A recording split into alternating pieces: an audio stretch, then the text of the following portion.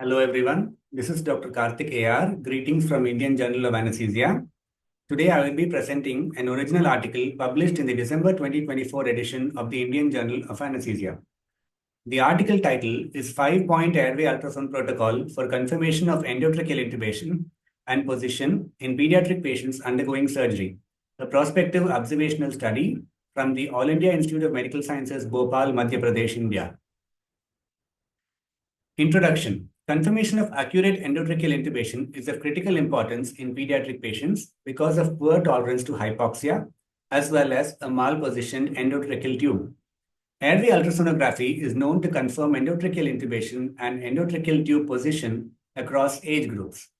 Its application in pediatric patients in the operating room is less well documented, and no comprehensive ultrasonogram protocol exists.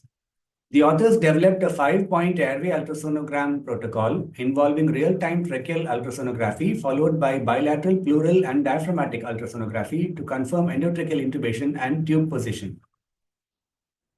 The research hypothesis is that the authors hypothesized that the 5-point airway ultrasound protocol would accurately and rapidly identify misplaced endotracheal tubes, both esophageal and endobronchial.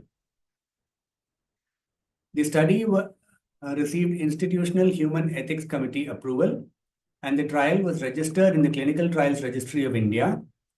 It was a prospective observational study in 75 participants.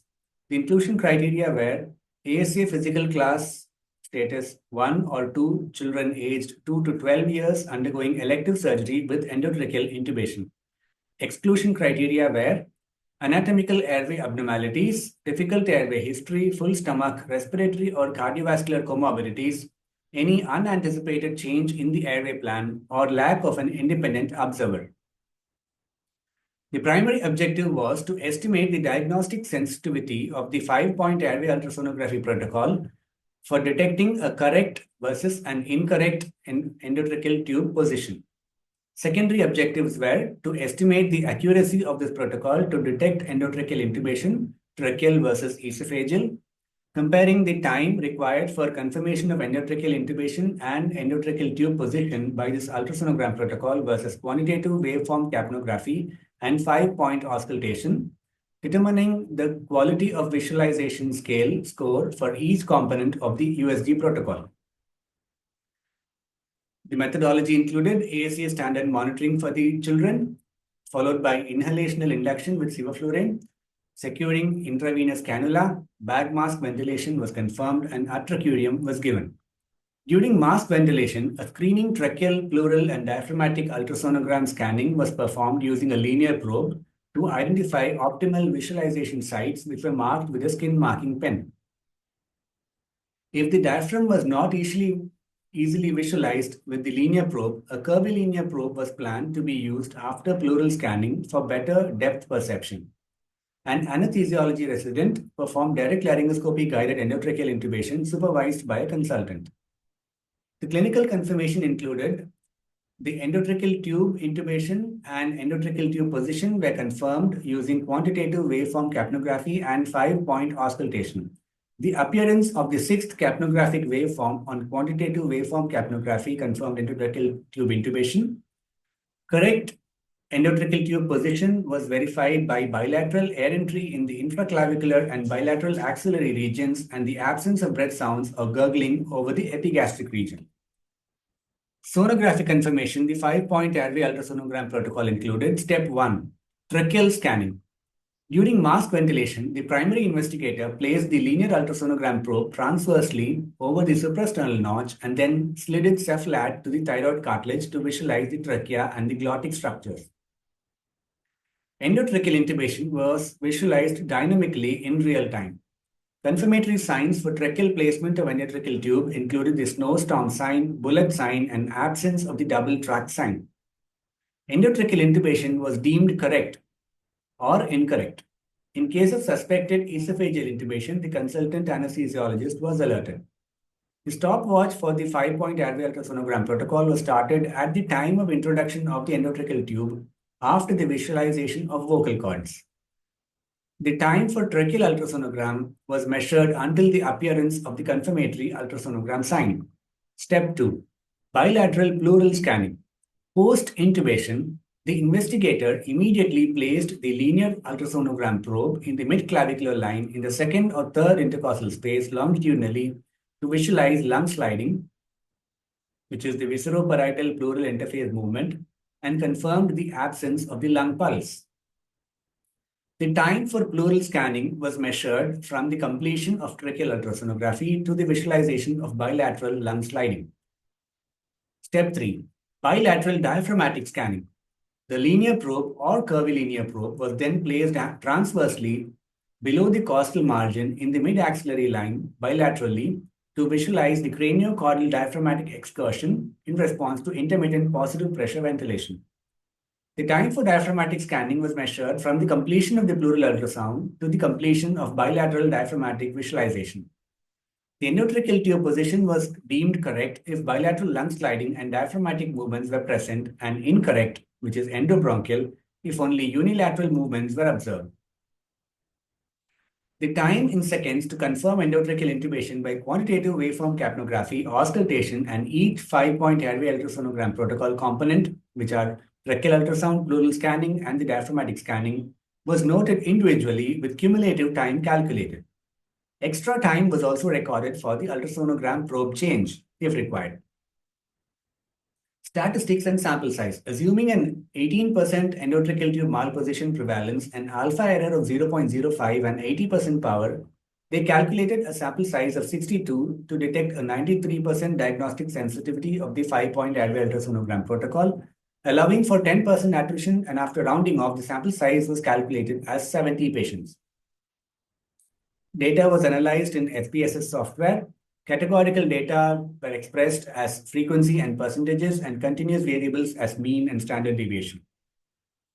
Independent t-tests compared the time taken for each component of the 5-point airway ultrasonogram protocol versus quantitative waveform capnography and auscultation for endotracheal intubation and endotracheal tube position confirmation.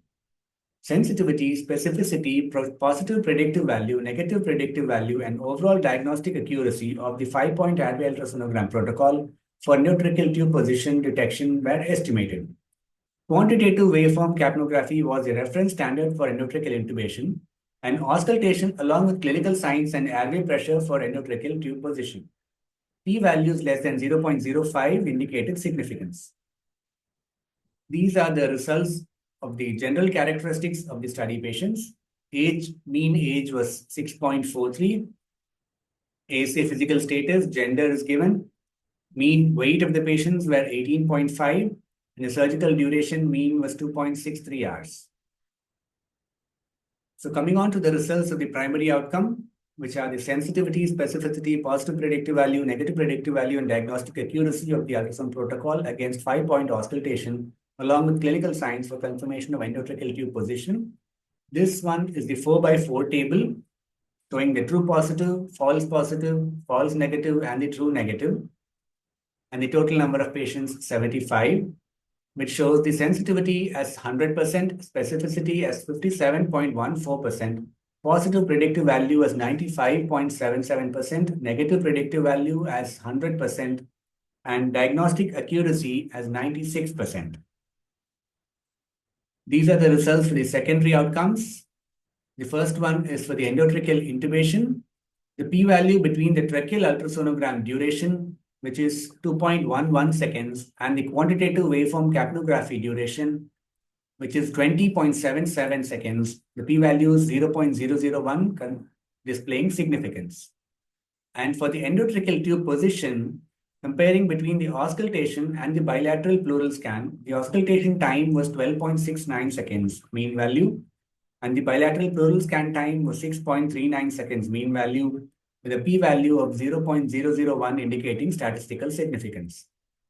And with reference to auscultation, the tracheal plus pleural plus diaphragmatic scan, the time duration was 11.45 seconds, and the auscultation was 12.69 seconds, indicating statistical significance of 0.001 p-value. And if the change of probe was included, the tracheal plus pleural plus diaphragmatic scan, including the change of probe, the duration was 30.68 seconds, which was very much higher than the auscultation. So that is also statistically significant on the opposite side with a p-value of less than 0.05, which is 0.001. The quality of visualization score showed acceptable scores, 2 or 3, for tracheal and pleural scanning using a linear probe. However, diaphragmatic scanning using a linear probe was unacceptable in 47 patients, which improved to acceptable scores after switching to a curvilinear probe in these patients. The patient's mean age requiring a linear probe for diaphragmatic visualization was 3.9 years, and the mean age of patients needing a curvilinear probe for diaphragmatic visualization was 7.8 years, indicating the requirement for a curvilinear probe in older children. Discussion. 5-point airway ultrasonogram protocol demonstrated a high diagnostic accuracy for confirming endotracheal tube position, though the specificity was relatively low. Accuracy for endotracheal intubation could not be estimated due to the absence of esophageal intubations in the study. Airway ultrasonogram was significantly faster than quantitative waveform capnography for confirming endotracheal intubation. The 5-point airway ultrasonogram protocol and auscultation needed similar time for detecting endotracheal tube position, except for patients who needed a probe change. For tracheal and pleural scanning, the linear ultrasonogram probe sufficed. However, older children necessitated a curvilinear probe for diaphragmatic scanning. Very few studies are available on systematic ultrasonogram protocols for endotracheal tube confirmation. They suggest that the 5-point airway ultrasonogram protocol is more comprehensive and may especially be helpful when pleural scanning is equivocal. A recent consensus guideline has emphasized using ultrasonogram as an alternative technique for confirming endotracheal intubation and recommended against relying on clinical examination if the capnography findings are equivocal. Strengths and limitations of the study. The study's strengths include a systematic airway ultrasonogram protocol for endotracheal tube confirmation, the need for which has been highlighted in a recent systematic review, and a new quality of visualization scale for visualization quality of the ultrasound images. This study included a wide range of patients to provide a broad overview of this protocol's applicability. Limitations included a confounding bias due to the observational study design and a limited sample size. No esophageal intubations occurred in the study, so that could not be studied, and they did not assess pre-existing diaphragmatic palsy in the study participants, which may be a confounding factor. So to conclude, the 5-point airway ultrasonogram protocol as a comprehensive ultrasonography airway protocol is useful and fast for confirming endotracheal intubation and endotracheal tube position with a high accuracy. It should be combined with clinical science, auscultation, and quantitative waveform capnography. Further studies in this various settings with large samples are recommended to evaluate this comprehensive protocol. Thank you.